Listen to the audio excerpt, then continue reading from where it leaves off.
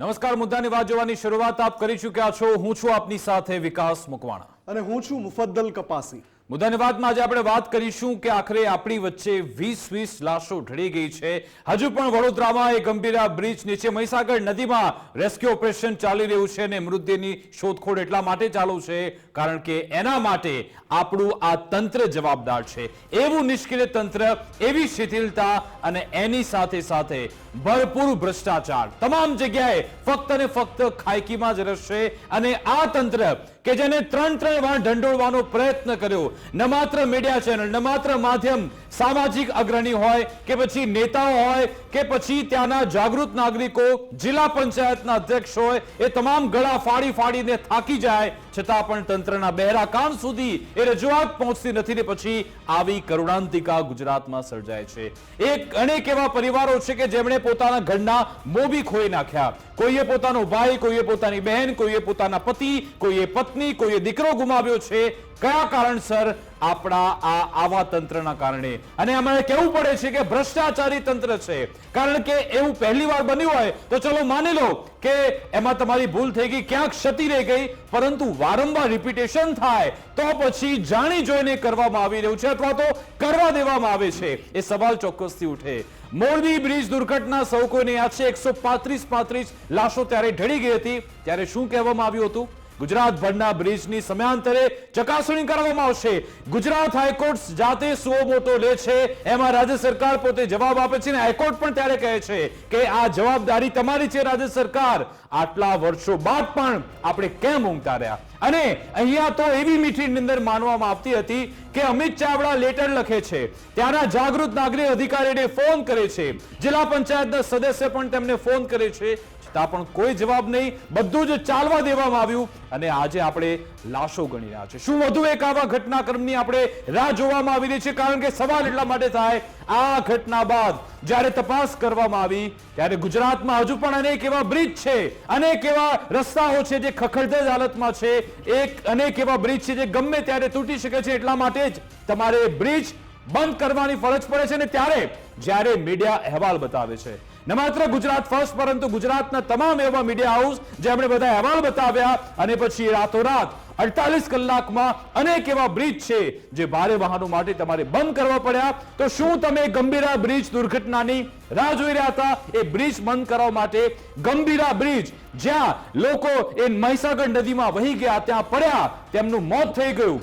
શા માટે એમને ત્યાં મોતના મુખમાં ધકેલવામાં આવ્યા? શેની આખરે રાહ જોવામાં આવતી હતી? બ્રિજના સમારકામ માટે. સામે જવાબ આપવામાં આવ્યો કે 212 કરોડ મંજૂર કરવામાં આવ્યા હતા, નવો બ્રિજ બનવાનો જ હતો. તો આખરે શેના માટે રાહ જોવામાં આવી? અને બીજી સૌથી મહત્વની બાબત, આટલી આ આખી ઘટના બન્યા બાદ પણ સંવેદના બતાવવાને બદલે, એ પરિવારની સાથે ઉભા રહેવાને બદલે, જવાબદારી સ્વીકારવાને, જવાબદારી નક્કી કરવાને બદલે એવું કહેવામાં આવે છે કે આ તો કુદરતી ઘટના છે. કુદરતી ઘટનાની વાત થઈ રહી છે અને સાથે સાથે ત્યાં સુધી એક મહાશય એવું કહે છે કે આમાં આપણે સૌએ ધ્યાન રાખવું પડશે. આ રીતના નિવેદન આપવામાં આવે છે. આપણા ગુજરાતમાં આ સ્થિતિ મુફદ્દલ બદલાવી ખૂબ જ જરૂરી છે. વિકાસ, એ નેતાઓની સંવેદનાની વાત તો કરવી જ છે કે જે સંવેદના દર્શાવી નથી શકતા અથવા તો સંવેદના કેવી રીતે દર્શાવવાની એની રીત ભૂલી ચૂક્યા છે આ નેતાઓ. પણ એની સાથે સાથે 48 કલાક વીતી ચૂક્યા છે. આંકડો જેમ જેમ વધતો જાય એ દિલ છે ને આપણું ધ્રુજી ઉઠે છે, કંપી ઉઠે છે કે મૃત્યુઆંક છે એ વધવાનો અટકતો નથી. એની અંદર 48 કલાકનો સમય વીતી જાય, ગાંધીનગરથી તરત આદેશો છૂટે, ગાંધીનગરમાં તરત બેઠકોનો દોર મળે, તરત આદેશો છૂટે. 4 એ નિંભર જે નિર્ભીક બની ગયા છે. હું વારંવાર કહું છું આ મંચ ઉપરથી કે આ તંત્રના કેટલાક બાબુઓ નિર્ભીક બની ગયા છે. એમને કોઈનો ડર નથી, એમને પ્રજાનો ડર નથી.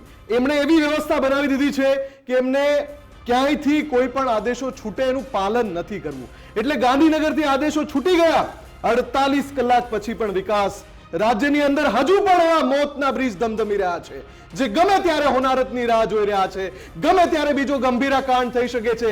એટલે આમ કુદરતી કહેવા વાળાઓને શીખવાડવાનો સમય છે કે આ માનવ સર્જિત હોનારતો બંધ કરી દો. આ ગુજરાતની અંદર માનવ સર્જિત હોનારતો એટલા માટે કે આ તંત્રના ખંધા બાબુઓ ચેમ્બરમાંથી બહાર નથી નીકળતા, કેમ ભાઈ હજુ પણ જર્જરિત બ્રિજ કેમ ધમધમે છે રાજ્યમાં? 48 કલાક થઈ ગયા, હજુ તમે કેમ બંધ નથી કરાવી શકતા?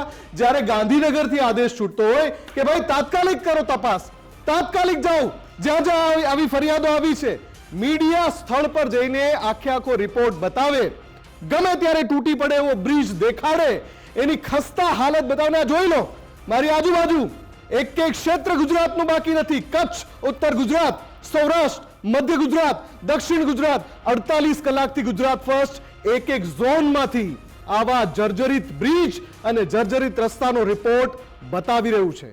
પણ કમનસીબી એ છે કે આ ખંધા બાબુઓ હજુ પણ સ્પોટ પર પહોંચ્યા નથી. એટલે સૌથી મોટો સવાલ એ છે કે શું હવે જે સરકારનું જે તંત્ર છે, નેતાઓ, એની વાત આ અધિકારીઓ નથી માની રહ્યા? શું હવે મહોર લાગી ગઈ છે કે અધિકારીઓ માનતા જ નથી? શું હવે માની લેવાનું છે કે અધિકારીઓને મનાવવા માટે હવે કોઈ એક નવી વ્યવસ્થા ઊભી કરવી પડશે? શું આપણે એ પરિસ્થિતિમાં પહોંચી ગયા છીએ? આ બધા સવાલો પૂછાઈ રહ્યા છે. બિલકુલ, આજે ખંધા તંત્ર છે ને બોગસ બાબુઓ તેમના પાપને કારણે મૃત્યુઆંક હવે 20 પર પહોંચી ગયો છે. ગંભીરા બ્રિજ કાંડમાં અત્યાર સુધીમાં 20 જિંદગીઓના અકાળે મોત થઈ ચૂક્યા છે. નિંભરમાંથી નિર્ભીક બનેલા તંત્રનું આ કારસ્તાન બ્રિજ હોનારતના 48 કલાક બાદ પણ તંત્ર જાણે કે ઊંઘી રહ્યું છે. રાજ્યમાં અનેક સ્થળે જ્યારે મીડિયાકર્મીઓ પહોંચ્યા તો જોવા મળ્યું કે મીડિયાકર્મી તો પહોંચ્યા પરંતુ તંત્ર હજુ સુધી નથી પહોંચ્યું. હજુ પણ રાહ જોવામાં આવી રહી છે કે કોઈક આવો ગંભીરા બ્રિજ દુર્ઘટના કાંડ થઈ જાય, મીડિયા અહેવાલ બતાવે ને પછી એ બ્રિજ બંધ કરાય છે. અનેક જર્જરિત બ્રિજ હજુ પણ બિંદાસ ધમધમે છે. શું વધુ એક આવા કાંડની રાહ જોવામાં આવી છે? એક સૌથી મોટો સવાલ છે. ગુજરાત ફર્સ્ટે ગુજરાતમાં રિયાલિટી ચેક કર્યું.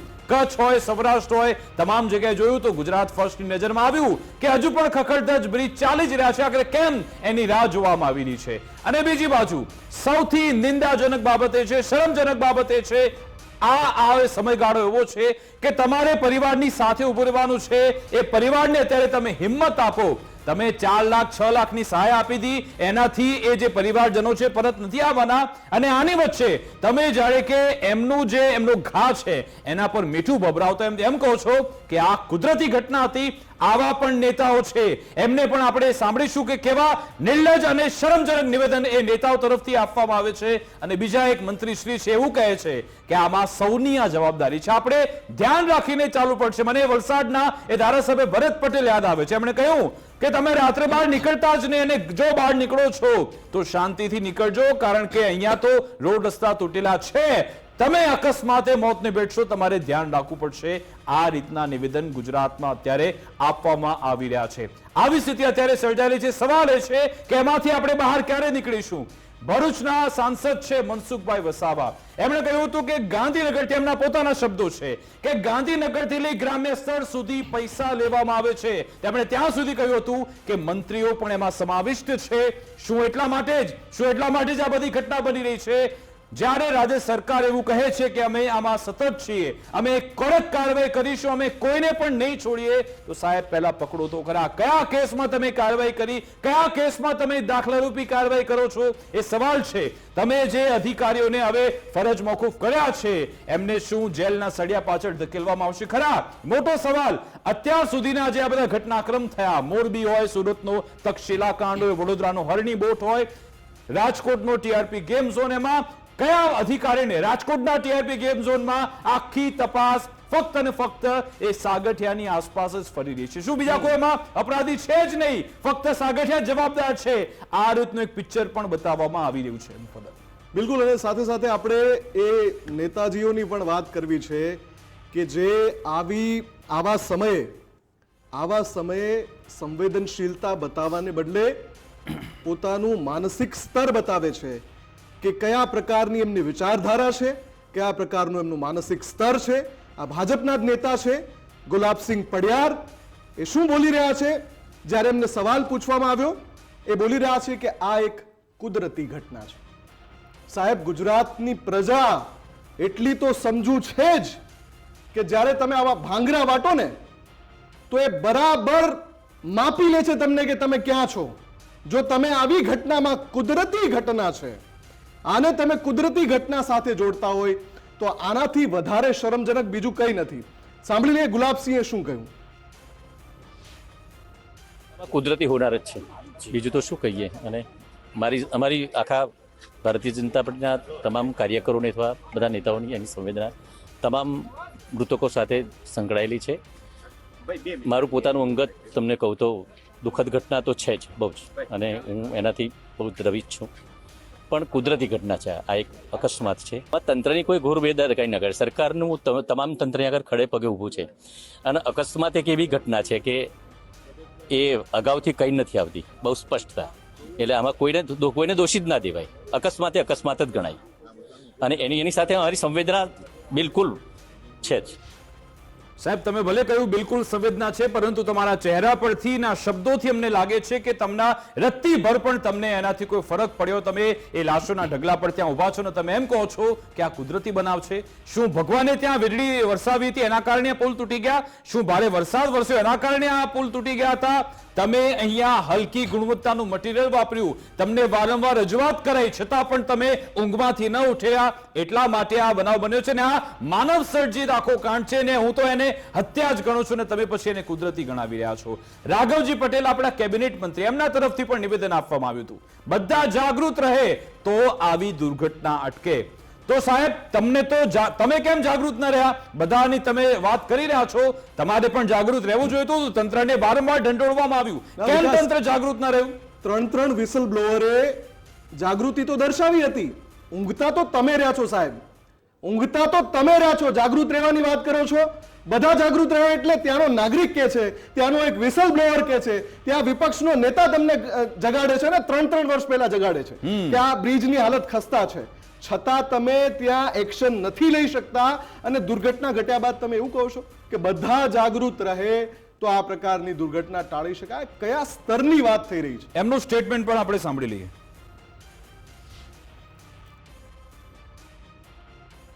બનાવ ખૂબ જ દુઃખદ છે.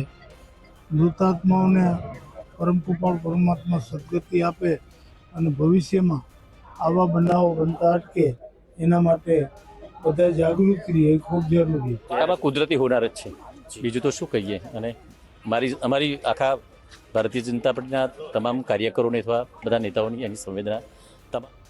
તો સાંભળ્યું, આ સ્થિતિ છે. 20 લાશો આપણી ઢળી ગઈ છે, લોકો આપણી વચ્ચે રહ્યા નથી, ને પછી એકબીજા પર દોષનો ટોપલો ઢોળાઈ રહ્યો છે. કોઈ આમાં જાણે કે જવાબદાર જ નથી એવું લાગી રહ્યું છે, ને એટલા માટે જ આ અંગે ચર્ચા કરવી જરૂરી છે. આપણી સાથે ભાજપ નેતા અને કોંગ્રેસ નેતા બંને જોડાઈ ગયા છે. ભાજપ તરફથી શ્રદ્ધાબેન રાજપૂત જોડાયા છે. શ્રદ્ધાજી, આપનું ગુજરાત ફર્સ્ટમાં સ્વાગત છે. સાથે કોંગ્રેસ તરફથી નિશાંતભાઈ રાવલ જોડાયા છે. નિશાંતજી, આપનું પણ ગુજરાત ફર્સ્ટમાં સ્વાગત છે.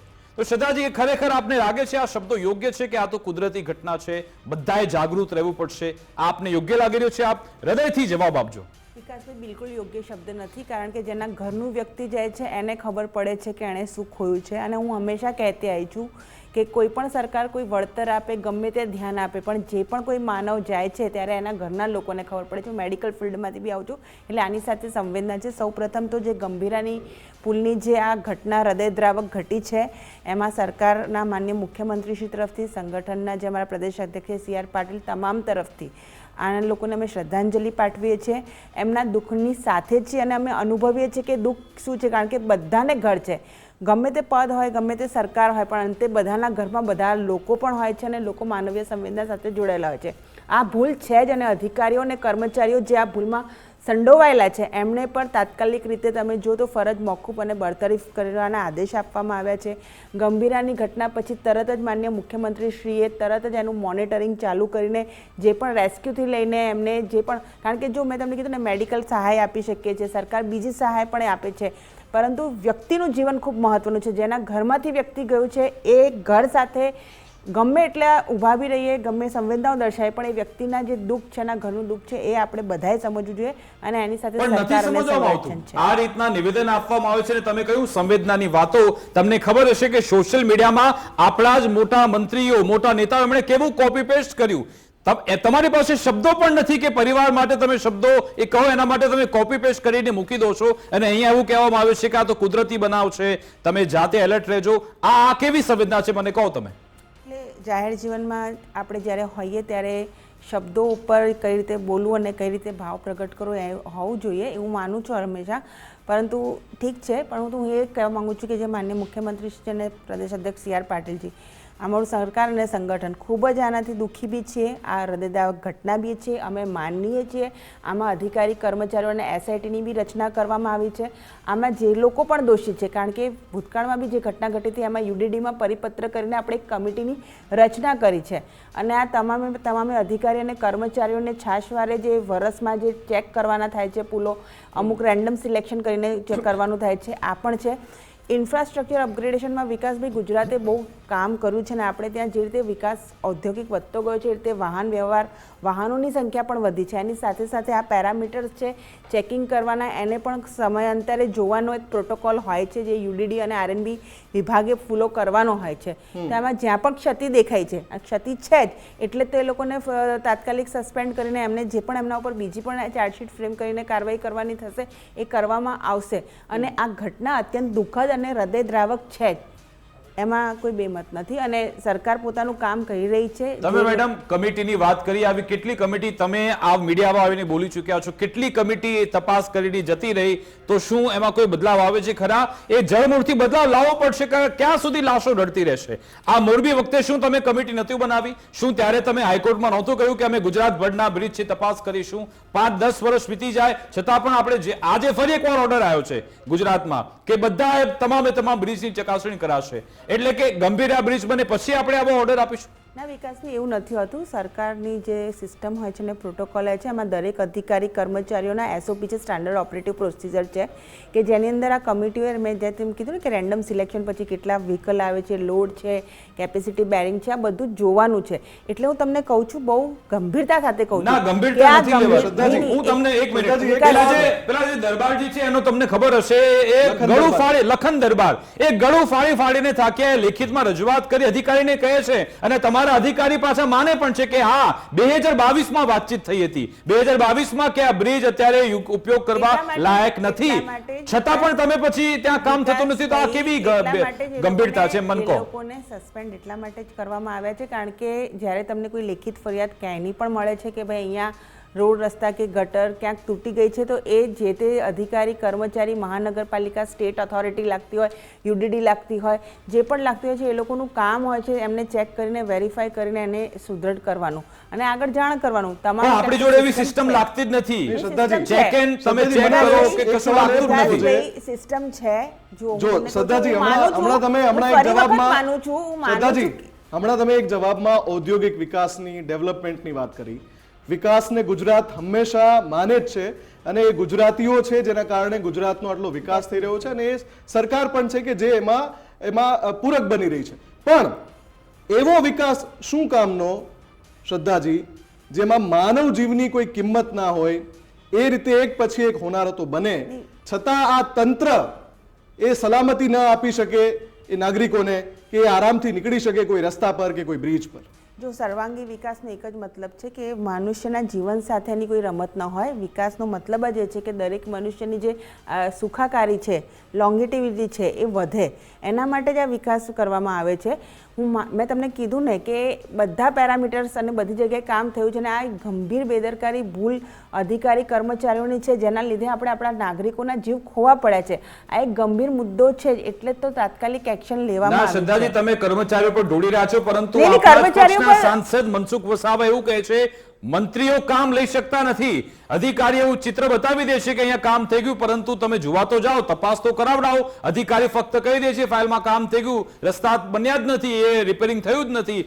અધિકારીઓ પાસેથી કામ લઈ શકાતું નથી. આ સૌથી આજની કડવી વાસ્તવિકતા છે ગુજરાતની. વિકાસભાઈ, જે રીતે આપણી ત્રિસ્તરીય આખી બંધારણની સિસ્ટમ છે, હું એવું માનું છું કે ચૂંટાયેલા તમામ પદાધિકારી જે પંચાયતથી લઈને મહાનગરપાલિકા, ધારાસભ્યશ્રીઓ અને સાંસદશ્રીઓ છે, એમની આ નૈતિક જવાબદારી છે ક્રોસ મોનિટરિંગ કરીને જે પ્રજાના પ્રશ્નો એમના બી જે કાર્યાલય ઉપર આવે છે એને જોઈને, એમાં જોઈને પછી આ રીતે આખા સરકાર અને સિસ્ટમ વચ્ચે જે સેતુરૂપ બનવાનું મને લાગે છે. ઘણા વ્યાપક પ્રમાણમાં અમારા ધારાસભ્યશ્રીઓ અને ચૂંટાયેલા પદાધિકારી, સાંસદશ્રીઓ કામ કર્યા છે. આ એક ગંભીર ઘટના છે, ભૂલ છે, અને એની અંદર લોકોને સસ્પેન્ડ કરવામાં આવ્યા છે. અને એમાં 90 થી 95% સરકારે સારું કામ કર્યું છે, પણ આ 2% કે જે 5% છે, ડેફિનેટલી અમારા માટે બી આ એક કલંકરૂપ સમાન ઘટના છે કે બહુ સારી રીતે જ્યારે સરકાર કામ કરી રહી હોય ત્યારે આપણા નિર્દોષ નાગરિકોનો જીવ આ રીતે જાય તો એ ગંભીર બાબત છે. અને ગંભીરતાની નોંધ માન્ય મુખ્યમંત્રી ભૂપેન્દ્રભાઈ પટેલે લીધી છે. જો હું પ્રામાણિકતાથી કહું, મને ગંભીરતા ક્યાંય દેખાતી નથી. નિશાંતભાઈ, આપને શું લાગી રહ્યું છે? શ્રદ્ધાજી કહી રહ્યા છે કે બધા 90% 92% સારા કામ છે, બાકી 2-3% આવા ક્યાંક બનાવ બની જાય છે, એના કારણે પછી સવાલ ઉઠતા હોય છે. વિકાસભાઈ, આજે ત્રીજો દિવસ છે ગંભીરા બ્રિજને કલેપ્સ થયે, અને આ ત્રીજા દિવસ પછી જ્યારે 21 ગુજરાતના નાગરિકોના અપમૃત્યુ થતા હોય, હજી પણ 2 લાશ શોધી રહ્યું હોય સરકારી મશીનરી, ત્યારે હું સંપૂર્ણપણે કહેવા માંગીશ કે ભારતીય રાષ્ટ્રીય કોંગ્રેસ તરફથી તમામ મૃતકોને હું હાથ જોડીને મહાદેવને પ્રાર્થના કરીને શ્રદ્ધાંજલિ પાઠવું છું.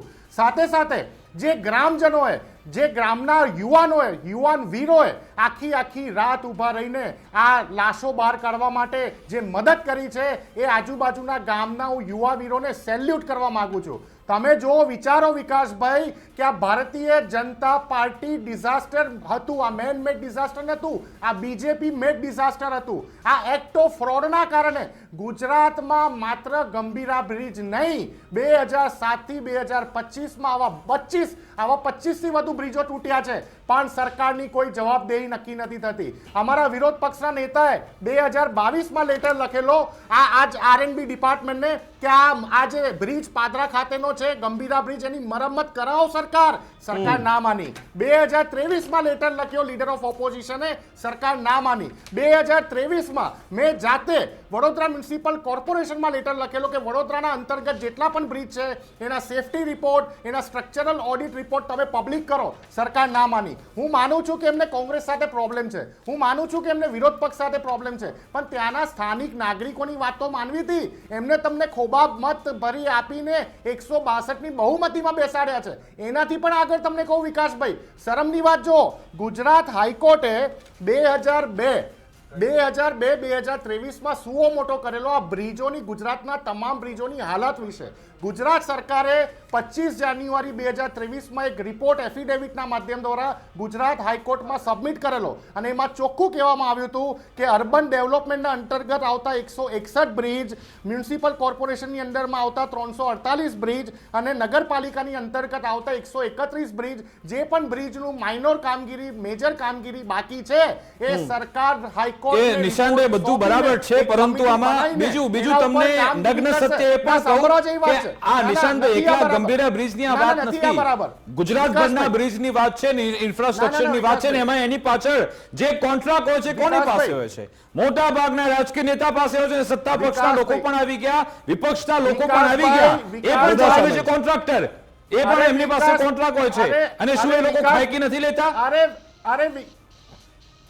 અરે વિકાસભાઈ, આ બ્રિજના કોન્ટ્રાક્ટમાં નિશાંત રાવલ બી હોત ને જેલના સળિયાની પાછળ મૂકો ને, એ તો સરકારનું કામ છે. મોરબી બ્રિજ તેરી બી ચૂપ ઓર મેરી બી ચૂપ આવું ચાલે છે. જો અગ્નિકાંડ તેરી બી ચૂપ ઓર મેરી, તમે માનો જો નિશાંતભાઈનું નામ લઈને પણ તમે એ સ્વીકારો કે આવી સ્થિતિ આપણા ગુજરાતમાં આવી થઈ ચૂકી છે કે ભલે તમારે મીડિયા પર કે વિધાનસભામાં સામ સામે લડવાનું, પણ પાછલા બારણે જોડે પાર્ટીઓ કરવાની, જોડે જમવાનું, ને આવા કોન્ટ્રાક્ટની લેવડ દેવડ પણ કરવાની, પૈસા પણ લઈ લેવાના. આ સ્થિતિ છે આપણી.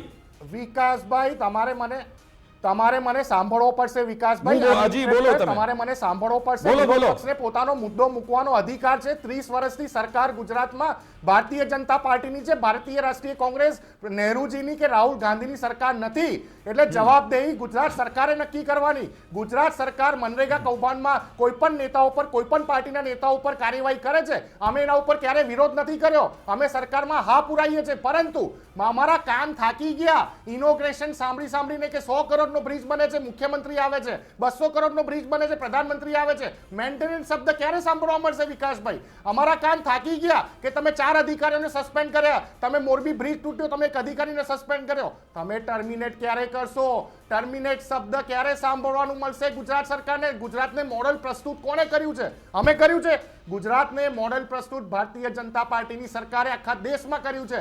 પ્રધાનમંત્રીજી સંસદમાં બોલેલા કે અમે સ્પેસ ટેકનોલોજીના માધ્યમથી રોડ બનાવ્યા છે. આવી સ્પેસ ટેકનોલોજીના માધ્યમથી રોડ બને છે ગુજરાતમાં, આવી સ્પેસ ટેકનોલોજીના માધ્યમથી બ્રિજ બને છે. તમે સ્વીકારો છો ખરા, તમે સ્વીકારો છો કે મૂળ આમાં ભ્રષ્ટાચાર છે અને કેટલાક એવા ભ્રષ્ટ ને હું કોઈ રાજકીય પક્ષની વાત નથી કરતો, કેટલાક એવા ભ્રષ્ટ નેતાઓના હાથમાં જ આ બધી સિસ્ટમ છે, એના કારણે ચાલે છે અને બધું ચાલ્યા કરે છે. આપ સ્વીકારશો?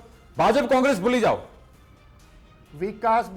વિકાસભાઈ, હું કોઈ ભાજપ કોંગ્રેસ માટે આવ્યો નથી. હું અહીંયા ગુજરાત સરકારની વાત કરવા માટે આવ્યો છું. હું અહીંયા ભારતીય જનતા પાર્ટી શાસિત મેજોરિટી વાળી ગુજરાત સરકારની વાત કરવા માટે આવ્યો છું. હાઈકોર્ટે જે સંજ્ઞાન લીધું છે, હાઈકોર્ટે 2023માં કીધેલું છે, ઓર્ડર કરેલો છે ગુજરાત સરકારને કે તમે જે રિપોર્ટ સબમિટ કર્યો હોય તમામ બ્રિજ રિપેર થવા જોઈએ. તમે જે બ્રિજ 2024માં રિપેર કરો છો એ રિપેર થયા પછી પણ આવી રીતે તૂટી જાય અને ત્યારે મુખ્યમંત્રીશ્રી અને મને લાગે રહ્યું છે બધું રામ ભરોસે ચાલી રહ્યું છે, બધું જ રામ ભરોસે ચાલે છે જેમનું તેમ. શ્રદ્ધાજી, આટલી રજૂઆત થાય છે, હાઈકોર્ટમાં મામલો પહોંચે છે. અમને કહ્યું કે અમિત ચાવડાએ રજૂઆત કરી, વિરોધ પક્ષના નેતા રજૂઆત કરે છે, સામાજિક અગ્રણી કરે છે, એમણે પોતે પણ રજૂઆત કરી.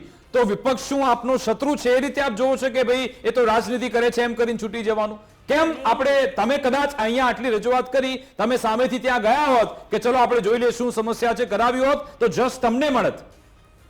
જો વિકાસભાઈ, વિપક્ષ કોઈ રજૂઆત જ્યારે વિપક્ષના બી કોઈ નેતા કરે છે અને એમનો જે ઉદ્દેશ્યની પાછળ સારો હોય છે તેમાં સરકારને કોઈ વાંધો હોતો જ નથી.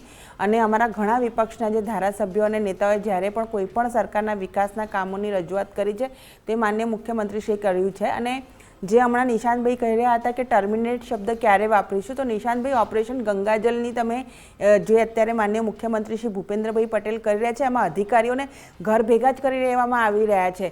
હું તમને વિકાસભાઈ એક વાત બહુ જ કહેવા માંગુ છું કે એક અધિકારી, આઈએસ કક્ષાના જ અધિકારી, અમારી એક મિટિંગ ચાલી રહી હતી, ત્યાં એમણે પોતે સ્વીકારેલું છે કે જે કામ કરવાના ટેક્સ પેયર હંમેશા તમને પૈસા આપે છે 60 યર્સની જોબ સુધીને, પછી પેન્શન પાત્ર જોબ હોય છે. દરેક અધિકારી કર્મચારી, આપણી જવાબદારી છે કે લોકોને આપણે સુખાકારી પહોંચાડવી પડે, પણ જ્યારે આવી ગંભીર ઘટનાઓ થાય છે ત્યારે એના જે પથરા છે ખાવા માટે પોલિટિશિયનોને ખાવા પડતા હોય છે, કે જે કે એમની જવાબદારી એ નથી કે બ્રિજ છે, આ છે, જોવાની, ક્રોસ ચેક કરવાની છે, પણ જેમાં એ પ્રોટોકોલમાં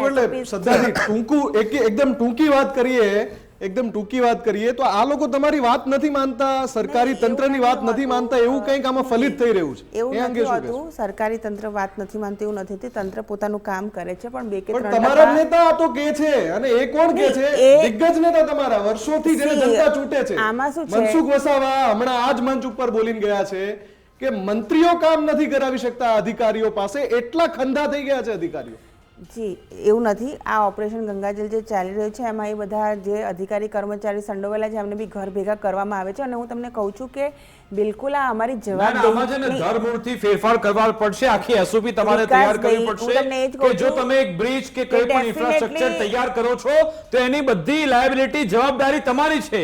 અને જે પીરિયડ પૂરો ના થાય ત્યાં સુધી તમે પૈસા ના આપો એ નક્કી કરો. કંઈક મોટો નિર્ણય આપણે લેવો પડશે, કારણ કે ક્યાં સુધી નહીં. તમે સરકારમાં પણ રજૂઆત કરો કે કંઈક હવે મોટો નિર્ણય લઈ લો, કઈક એવી એસઓપી તૈયાર કરી લો કે પછી હવે આપણે આવે ચર્ચા જ ન કરવી પડે. તમે પોતે અવગત હશો કે જે રીતે જનતાનો ગુસ્સો ફૂટી નીકળ્યો છે આ ઘટના બાદ, અને જે રીતની કમેન્ટ્સ, જે રીતની વાતચીત સોશિયલ મીડિયા પર થઈ રહી છે, પોસ્ટ થઈ રહી છે, તમારા ધ્યાનમાં હશે, તમારું આઈટી સેલ તો મજબૂત છે. વિકાસભાઈ, હું તમને એક જ વસ્તુ કહું છું કે આ પુલ પરથી કદાચ મારી ગાડી પસાર થઈ રહી હોત તો આ બહુ ઇમ્પોર્ટન્ટ ઇશ્યુ નહીં, બહુ જ મહત્વનો ઇશ્યુ છે કે ત્યાં એટલે અધિકારી જે સાઇન કરતા હશે એને નહીં ખબર હોય કે એના પરિવારના લોકો અહીંથી નીકળતા હશે એમ નહીં. એ જે નાયકાવાલા છે એન્જિનિયર, એને નહીં ખબર હોય કે કદાચ મારા ઘરના લોકો પણ અહીંયાથી નીકળશે, તો એ એટલું તો તમે કદાચ યાદ રાખ્યું હોત તો આવી ઘટના ના બનત. કારણ કે જ્યાં સુધી છે ત્યાં સુધી ચૂંટાયેલા પ્રતિનિધિ, બધી જ પક્ષના પોલિટિશિયનો પણ આ રીતે રોડ રસ્તા પર ટ્રાવેલ કરતા હોય છે. એટલે આ બહુ ગંભીર મહત્વનો મુદ્દો છે જ. હું આ મુદ્દાને કે નિશાંતભાઈ આજે એના ઉપર કંઈ બોલતા હોય તો એને વિપક્ષ તરીકે જોતી જ નથી, કારણ કે આ સામૂહિક મુદ્દો ખૂબ જરૂરી છે ને. અધિકારી કર્મચારીઓની જવાબદારી ફિક્સ કરીને સરકાર એમને જે છે ટર્મિનેટ કરીને એના પછી પણ આમાં જે હોય એના ઉપર કાનૂની કાર્યવાહી કરીને જેલના સળિયાની પાછળ નાખે એટલી કડક કામગીરી કરવામાં આવશે, કારણ કે એમની જવાબદારી છે. 48 કલાક બાદ પણ આપણને ખબર નથી કે બે કટકા કેવી રીતે થયા. હજુ સુધી સત્તાવાર રીતે આપણા સરકાર તરફથી કશું કહેવામાં નથી આવ્યું. હજુ પણ રાહ જોવામાં આવેલી છે કે આ બનાવ કેવી રીતે બન્યો. નહીં વિકાસભાઈ, આની બિલકુલ ટેકનિકલ બી તપાસ થઈ રહી છે, એસઆઈટીની થઈ રહી છે. અને જે તમારો ગુસ્સો છે કે નિશાંતભાઈનો છે કે જે પબ્લિકનો છે એ બિલકુલ વ્યાજબી છે. હું કોઈને ગેરવ્યાજબી નથી કહેતી. મેં તમને કીધું ને કે કોઈના ઘરમાંથી એક વ્યક્તિ જાય છે ત્યારે એ ઘરની શું પરિસ્થિતિ થાય છે એની સાથે બિલકુલ અમે છીએ, કારણ કે દરેક વ્યક્તિ પોતાનું કુટુંબ અને લઈને તમે બેઠું હોય એમ છે. કહ્યું કે જ્યારે ઘટના બને તો સવારે ટ્વીટ કરવું જરૂરી છે કે અમે 4 લાખની સહાય આપી, 6 લાખની સહાય આપી, એ આપને યોગ્ય લાગે છે એ સમયગાળા દરમિયાન? વિકાસભાઈ, સર્ટન ઇઝ અ પ્રોટોકોલ હોય છે. પહેલા મેડિકલ Protocol એડ છે, પણ આપવી, એ રેસ્ક્યુ નહીં, કોઈ પણ વ્યક્તિને જ્યારે માનવીય નથી લાગતું એ સમયગાળામાં. રેસ્ક્યુ કરવું, મેડિકલ એડ આપવી, હેલ્પ આપવી, એ બધું જ કરો. અને આ બધું કરવું. અને એ જે સરકાર જે સહાય આપે છે એ એમની અમારી નૈતિક જવાબદારી છે. એમને એ સહાય મળવી બી જોઈએ. મળવી અને જ જોઈએ, ત્યાં બધું સુધી કરો, પણ જોઈએ. તમે ત્યાં મોકલાવી તો બધું કરો.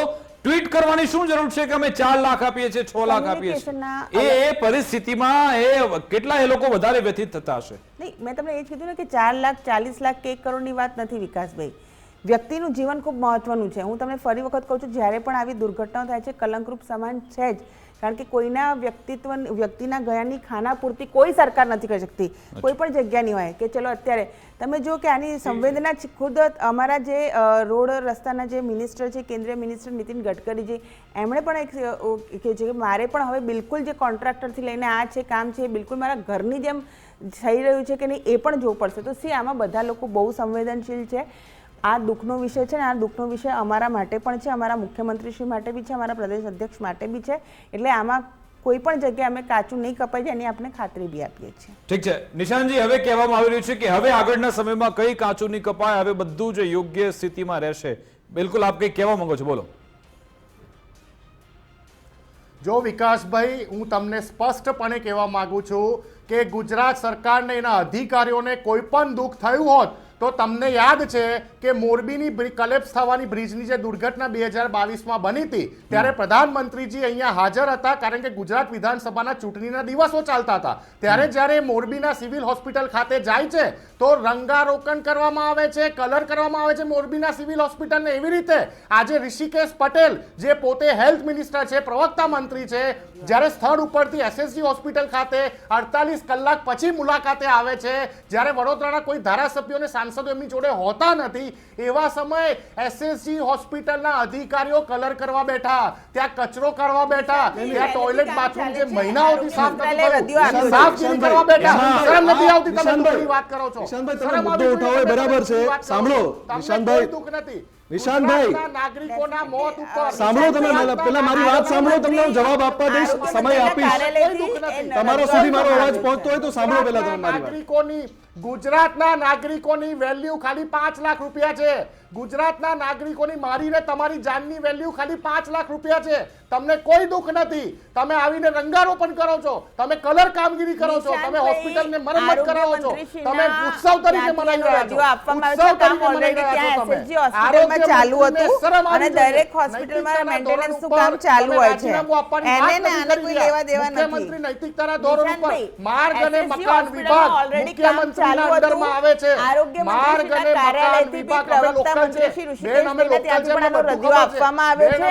ઋષિકેશભાઈની મુલાકાત અને એસએસજી હોસ્પિટલના કામ સાથે કોઈ લેવા દેવા નથી. નિશાંતભાઈ, અત્યારે બી ઘણી બધી હોસ્પિટલમાં મેન્ટેનન્સ થઈ રહ્યું છે. નિશાંતભાઈ, આપણે કોઈ મુલાકાત હું સમજી ગયો નિશાંતભાઈ આપનો પ્રશ્ન. એ આપની જે વાત છે વ્યાજબી છે એવું નહીં, મારી વાત સાંભળો નિશાંત, પહેલા મારી વાત સાંભળો. હું આપને બોલવા દઈશ. નિશાંતભાઈ, મને ખબર છે, હું તમને ઉદાહરણ આપું કે નિશાંતભાઈ, બોલવા નથી. હું આપને બોલવા દઉં છું. એક મિનિટ. કોઈની વચ્ચે નથી બોલ્યો. પહેલા ડિસિપ્લિનમાં ડિબેટ થાય. પહેલા ડિસિપ્લિનમાં ડિબેટ થવી જોઈએ વિકાસભાઈ. હું કોઈની વચ્ચે નથી બોલ્યો. તમે અમને ના શીખવાડશો ડિસિપ્લિન. નહીં તો પછી તમે અમારી એડિટોરિયલ મીટિંગમાં તમે આવવા લાગો કે આપણે કેવી રીતે ડિબેટ કરવી. નહીં નિશાંતભાઈ, નહીં હું તમને સમય, મેં તમને ક્યાં અત્યારે આપણે ક્લોઝિંગ કર્યું, તમારી પાસે સમય છે. હું પહેલા મારી વાત સાંભળો. કરું છું, તમારી વાત નથી કરતો વિકાસભાઈ. નિશાંતભાઈ, શ્રદ્ધાબેન ને તમે પહેલા કો વચ્ચે ના બોલાય, ડિસિપ્લિન રાખો તમે. અરે પણ તમે જ્યાં તમામ એક મિનિટ, બંને એમ કરશો તો કોઈની વાત નહીં તમે સાંભળો. ગુજરાતની નિશાંતજી, પહેલા અમે તમને શું કહી રહ્યા છીએ એ તો સાંભળી લો તમે. નિશાંતભાઈ, આવી રીતે ચર્ચા નહીં થાય. જો નિશાંતજી, અમે શું કહી રહ્યા છીએ એ તો સાંભળી લો. જો એક મિનિટ, તમારે પહેલા વિકાસભાઈ, તમારે પહેલા શ્રદ્ધાબેન ને કહેવાનું, વચ્ચે નહીં બોલવાનું. તો એમનો અવાજ બંધ થયો, તમને ખ્યાલ છે ખરા? હું બોલતો હતો ત્યારે પણ તમે બોલતા જ હતા ને. મેં અવાજ બંધ કરાવ્યો, આપને ખ્યાલ નથી, કદાચ હવે નથી બોલતા. શ્રદ્ધાબેનનો અવાજ આવશે તો હું વચ્ચે બોલીશ. નથી આવતો હોય શ્રદ્ધાબેનનો અત્યારે અવાજ આવશે તો સાંભળો હું વચ્ચે બોલીશ. હું બોલતો જ નિશાનભાઈ, રહીશ. નહીં આપણે ડાયવર્ટ થઈ રહ્યા છે, સમય વેડફાઈ રહ્યો છે. હું આપની વાત સાથે સહમત છું. એ હું આપને કહી રહ્યો છું કે આવી સ્થિતિ છે કે મંત્રીશ્રીના ઘરમાં પ્રસંગ હોય ત્યારે રોડ રસ્તા ચકચકાટ તૈયાર થઈ જાય છે. જો ખરાબ રસ્તા હોય તો આવી સ્થિતિ છે. તો એમાં કઈ નવું નથી, આવું થતું જ રહેતું હોય છે. આવી સ્થિતિ છે પણ આપણે બદલવાની છે. એ માનસિકતા આપણે બદલવાની છે. અને મૂળ વાત આમાં એ ભ્રષ્ટાચારની છે, એ અધિકારીઓની મનમાની છે. તો આપને શું લાગે છે, વિપક્ષ તરીકે આપે કેવી ભૂમિકા ભજવવી જોઈએ, કેવી ભજવો છો આપ? શું થવું જોઈએ? જનતા એનામાં કેમ એવો સ્પાર્ક નથી આવતો? જનતાએ પણ રસ્તા પર આવવું પડશે. જનતા પણ આમાં એ નથી જોતી કે શું થઈ રહ્યું છે આ બધું ગુજરાતમાં? વિકાસભાઈ, વિરોધ પક્ષ શું કરી રહ્યું છે તમને પ્રૂફ સાથે બતાવી દીધું. ફરી વખત બતાવીશો તમારે મને 5 મિનિટ એક્સ્ટ્રા આપવી પડશે, એટલે એમાં નથી જતો. પણ હું તમને એક સવાલ કરવા માંગુ છું કે તમારે ગુજરાતમાં વારંવાર થતી આ ઘટનાઓને છેલ્લા 3 વર્ષમાં તક્ષશિલા, હરણી બોટકાંડ થયું હોય, રાજકોટ ટીઆરપી ગેમ ઝોન, મોરબીની જે ઘટનાઓ બની એમાંથી તમારે શીખવું તો શું તમારે એક્ઝામ્પલ સેટ નહીં કરવો પડે? તમારે અધિકારીઓ ઉપર કલ્પેબલ હોમિસાઇડ એટલે કે માનવ વધનો ગુનો દાખલ કરવો જોઈએ કે ના કરવો જોઈએ? વિકાસભાઈ, તમે મને દિલ ઉપર હાથ મૂકીને કહો, માનવ વધનો ગુનો દાખલ કરવો જોઈએ કે નહીં અધિકારીઓ ઉપર? થવો જ તો કેમ નથી થવો? કેમ નથી થવો? 72 કલાક જો થયા. સરકાર નથી માનતી તો લાવો તમે પ્રેશર, ઉતરો રસ્તા પર. તમે પણ બેઠા જ છો બધા. ભાઈ, અમે લાવી રહ્યા કયા છીએ. નેતા ઉતરે રસ્તા પર બતાવો મને. 48 કલાકમાં ક્યાં ઉતર્યા રસ્તા પર? તમામ જિલ્લાઓમાં વિકાસભાઈ 48 કલાકમાં તમામ જિલ્લાઓમાં જોઈ લો. દરેક જિલ્લાનું કોંગ્રેસ પોતપોતાના વિસ્તારના બ્રિજો માટે કેવી કાર્યવાહી કરી રહ્યું છે. અહીંયા વડોદરામાં બીજો એક ઉમેટા જે બ્રિજ છે એની માટે પણ કોંગ્રેસે કાર્યવાહી કરેલી છે. વડોદરામાં આવેલો ગુજરાતનો સૌથી લાંબો અટલ બ્રિજ જેની સેફટી વોલ 2023માં તૂટી ગઈ હતી, મેં તમને પત્ર બતાવ્યો, મેં પણ લેટરો લખેલા છે. પણ સરકાર જો વિરોધ પક્ષને દરકરાર કરીને આગળ વધવા માંગતી હોય તો આવી ઘટનાઓ વારંવાર થશે. અમે તો સરકારની સાથે, અમે સરકારને કહેવા માંગીએ છીએ કે તમે ગુજરાતની જનતાને સામાન્ય રસ્તા, સામાન્ય બ્રિજ અને સામાન્ય જીવન તો આપો. અમારે કોઈ સ્માર્ટ જીવન નથી જોઈતા, કોઈ સ્માર્ટ સિટીઓ નથી જોઈતા. સામાન્ય જીવન તો આપો કે આવી રીતે બ્રિજ 40 વર્ષની ઉંમરમાં આવી રીતે પણ એમાં બ્રિજ collapse ના થાય. નિશાનજી કઈ એવી બાબત છે, નિશાનજી કઈ એવી બાબત છે જેના કારણે વારંવાર આવા સવાલ ઉઠતા રહે છે, વારંવાર આવી ઘટના બનતી રહે છે, રિપીટેશન મોડમાં આવે છે? ને એવું નથી કે ચલો માની લો સરકાર એવું આપ કહી રહ્યા છે કે એમાં સંવેદનશીલ નથી, પરંતુ હશે. સરકાર ચાલી રહી છે, સરકારને એવું નહીં કે ભાઈ અમે પોતાની નાલેશી થઈ રહી છે, લોકો અમારા પર સવાલ ઉઠાવે છે, મીડિયા વાળા સવાલ ઉઠાવે છે, છતાં પણ પછી આવું રિપીટેશન કેમ થાય છે? એનું શું કારણ? સરકાર સંવેદનશીલ નથી એનું તમને બહુ મોટું ઉદાહરણ આપું. હજી તો આનાથી મોટી હોનારત થઈ શકે છે. હું અહીંયા ચેતવણી આપી રહ્યો છું મારા બેન પ્રવક્તા ભારતીય જનતા પાર્ટીના શ્રદ્ધાબેનને કે ગુજરાતમાં હજી તો એવા 30 ડેમો છે કે જેની આયુષ્ય 100 વર્ષથી ઉપર પતી ગઈ છે. 217 થી વધારે ડેમો એવા છે જેનું આયુષ્ય 50 વર્ષથી ઉપર પતી ગયું છે. એનું પણ સંસદીય સમિતિએ કીધેલું છે 2023માં કે આની મરમ્મત કરાવો. હજારો લોકો મરી જશે, હજારો લોકો મરી જશે.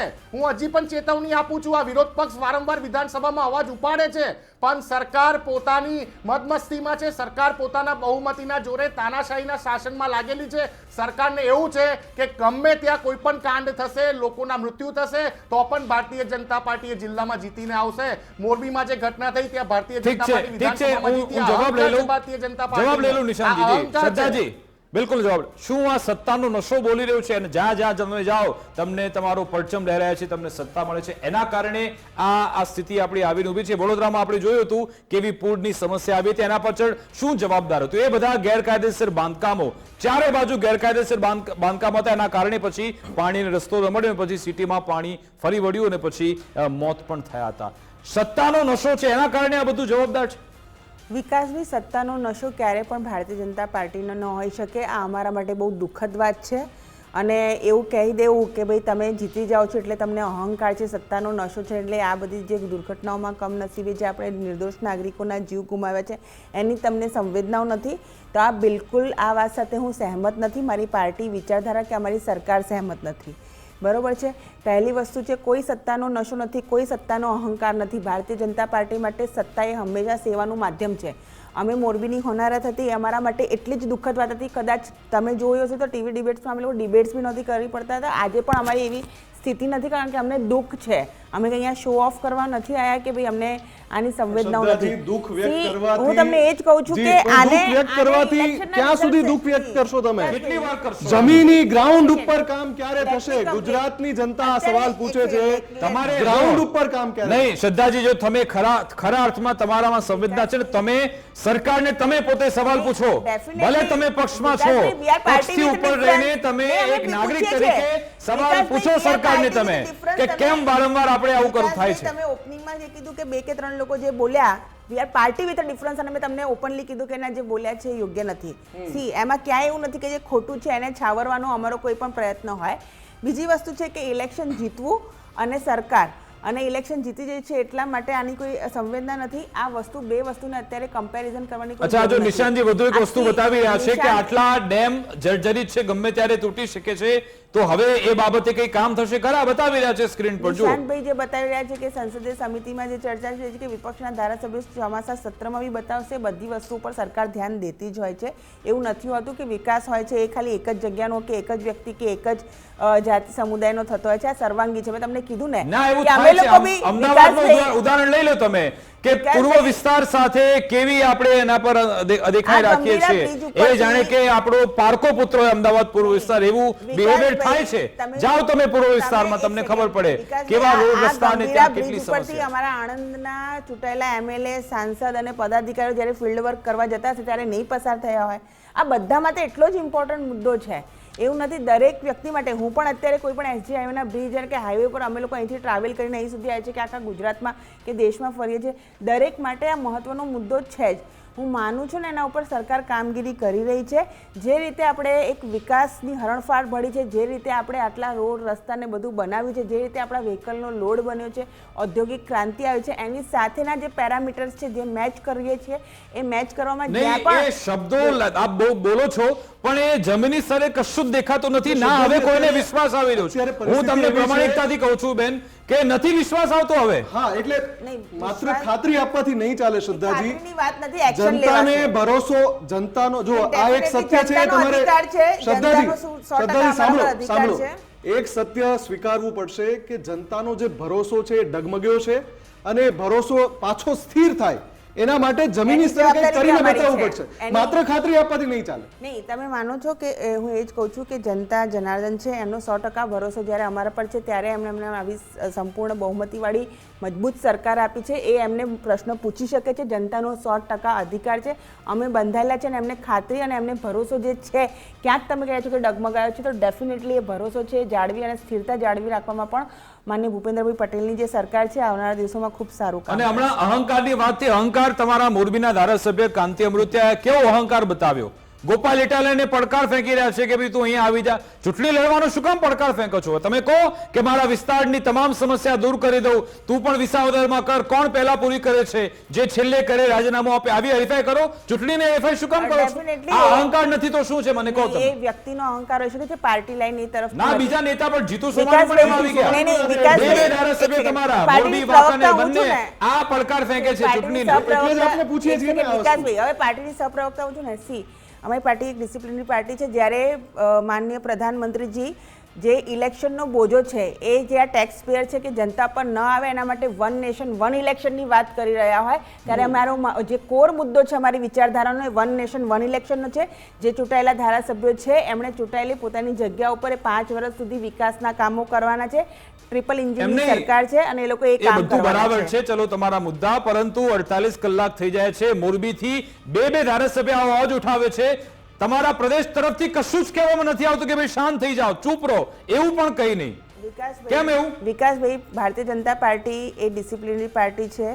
પાર્ટીના મેઇન સ્પોક્સ પર્સનથી લઈને આખી ટીમ તમને ખબર છે. જ્યારે તમે ડિબેટ બી કોર્ડિનેટ કરતા હો છો તમને બધાને ખબર છે કેટલી ડિસિપ્લિનવાળી છે, કોને બોલવાનો અધિકાર છે અને કોણ જ્યારે બોલે છે તો એ સત્તાવાર રીતે ગણાય. જેમ સરકારના જે માન્ય મંત્રી શ્રી છે ઋષિકેશભાઈ પટેલ એ સરકારના પ્રવક્તા શ્રી છે, કેબિનેટ મિનિસ્ટર છે આરોગ્યના, બરોબર છે. અહીંયા અમારી આખી ટીમ આવતી હોય છે. તો see, our mission is clear કે જે ધારાસભ્યો ચૂંટાયેલા છે એમણે 5 વર્ષ સુધી કામ કરવાનું છે. અને when honourable prime minister saying તે વન નેશન વન ઇલેક્શન, તો આપણે છે ને અત્યારે કામ કરવાનું છે. ઇલેક્શનના બોજામાં સરકારને એટલે ટેક્સ પેયરના પૈસા એમાં નથી નાખવાના. અચ્છા, આપ પોતે ગેરંટી આપી શકશો ખરા? અત્યારે સહપ્રવક્તા તરીકે આપ અહીંયા બેઠા છો, એ આપ ગેરંટી આપ દિલથી આપી શકશો ખરા કે હવે આવી કોઈ હોનારત, કોઈ આવો બનાવ નહીં બને? કઈ આપી શકશો ગેરંટી આપ? બિલકુલ, હું તમને 100% એક વસ્તુ કહું છું કે આ ન થાય, આવું થાય એવું તો 1% બી કોઈ સરકાર કે માન્ય મુખ્યમંત્રી છે કે અમે ન જ વિચારતા હોઈએ. સી ઇટ્સ નોટ, આ આપણના માટે બહુ સારું નથી. મેં તમને કીધું ને કે આ માનવીય જીવન સાથે સંકળાયેલી સંવેદનાઓ છે. વી વર્ક 100% ઓન ધીસ. જે તમારા બધાના ઇસ્યુઝ છે, જે રેઝ થયા છે, જે 2 કે 3% છે, તમને કહું છું કે જે સ્થિરતા અને જે ગંભીરતા અમારામાં છે અને જે જનતા જનાર્દનનો વિશ્વાસ છે હંમેશા ભારતીય જનતા પાર્ટીની મને માન્ય મુખ્યમંત્રી ભૂપેન્દ્રભાઈ પટેલની કામગીરી પર રહેશે. અચ્છા નિશાંતજી, હવે આપણે થોડી સ્વસ્થ ચર્ચા એ કરવી છે કે આમાં થવું શું જોઈએ? તમે બોલો. તમે વિપક્ષના કોંગ્રેસ તરફથી એ પ્રવક્તા છો. શું થવું જોઈએ ગુજરાતમાં કે હવે પછી આવા બનાવ આપણી સામે ન આવે ને આ ચર્ચા હોય ન થવી જોઈએ આવી? જો વિકાસભાઈ, હું બહુ સ્પષ્ટ કહું છું કે કોઈ પણ ગુજરાતનો નાનામાં નાનો પણ નાગરિક, કોઈ પણ સમાજનો હોય, કોઈ પણ ધર્મનો હોય, જ્યારે એ આવા રોડ, આવા બ્રિજ ઉપરથી પસાર થાય છે, એમાં તમે પણ આવી ગયા, મુફદ્દલભાઈ પણ આવી ગયા, શ્રદ્ધાબેન પણ આવી ગયા અને હું પણ આવી ગયો. આપણો ગુજરાતના અને ભારત દેશના નાગરિક તરીકે અધિકાર છે કે આપણે જે બ્રિજ ઉપરથી ધંધો વ્યાપાર કરવા જવા નીકળીએ છીએ, કામ ધંધે જઈએ છીએ, બ્રિજ આપણા માટે સુરક્ષિત છે કે નહીં.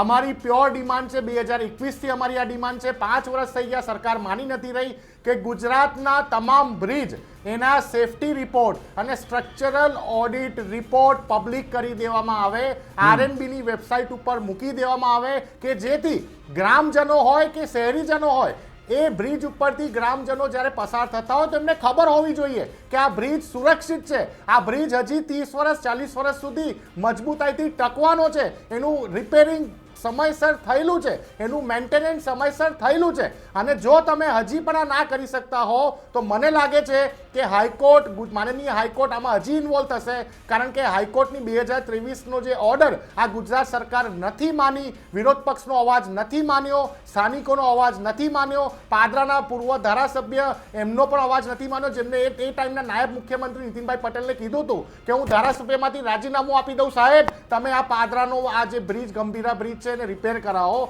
તો પણ તમે જો કે દયનીય હાલત થતી હોય આજે જનતાની. કેમ બ્રિજ અને રોડ તૂટવાના કારણે હમણાં વડોદરામાં 39 વર્ષના એક રિક્ષા ચાલકનું ખાડાઓના કારણે મોત થયું. અરે ખાડાઓને બ્રિજ તૂટવાથી કેવી રીતે મોત થઈ શકે? આ બિહાર છે, આ બિહાર છે વિકાસભાઈ. તમે તો ગુજરાતને મોડલ તરીકે પ્રસ્તુત કરો તો મોડલ બોલવાનું બંધ કરી દઈએ. આપણે મોડલ બોલવાનું નહીં, પ્રશ્નો ઘણા બધા છે. હું શું કહું છું નિશાંતભાઈ, પ્રશ્નો ઘણા બધા છે, પરંતુ તમે પણ મારી વાત સાંભળો નિશાંતજી, તમે પણ એક કોન્ક્રીટ સોલ્યુશન આવે અને સોલ્યુશન માટે આપ પણ પ્રજાના અવાજ તરીકે આપ પણ સરકાર પર દબાણ કરો, અમે પણ કરીશું. અને જો સત્તા પક્ષ પણ પોતાની જવાબદારી નિભાવે તો પછી આ બનાવ નહીં બને. સમયના અભાવના કારણે ચર્ચા પર આપણે પૂર્ણ વિરામ મૂક્યો છે. આભાર નિશાંતજી, આભાર શ્રદ્ધાજી, અમારી સાથે જોડાયા, વાતચીત કરી તે બદલ આપનો ખૂબ ખૂબ આભાર. તો ગુજરાતમાં અત્યારે સ્થિતિ એ છે કે આ બધી ભ્રષ્ટાચારની વાતો પણ થાય છે, પરંતુ એમાં ક્યાંક એક આખું જે સર્કલ બનેલું છે કે જેમાં કેમ્પ 2માં આપણે આવી જઈએ કે જ્યાં કેટલાક ભ્રષ્ટ નેતાઓ છે, કેટલાક ભ્રષ્ટ અધિકારી, કેટલાક એવા ભ્રષ્ટ પદાધિકારી, એમના કારણે આ બધું થતું રહેતું હોય છે. પરંતુ હવે સમય કદાચ આવી ગયો છે કે આપણે એ જવાબદારી નિભાવીએ, આપણે એટલે કે સરકાર. અને જો પછી સરકાર એવું વારંવાર ફલિત કરતી હોય કે અમારાથી ક્ષતિ રહી જાય છે, ભૂલ થઈ જાય છે, તો પછી એ જવાબદારી નિભાવવાનું છોડી દેવું જોઈએ જો ન ફાવતું હોય તો. અમારી વિશેષ રજૂઆત અંતર્ગત બસ આટલું જ. આપ જોતા રહો ગુજરાત ફર્સ્ટ ન્યૂઝ. નમસ્કાર.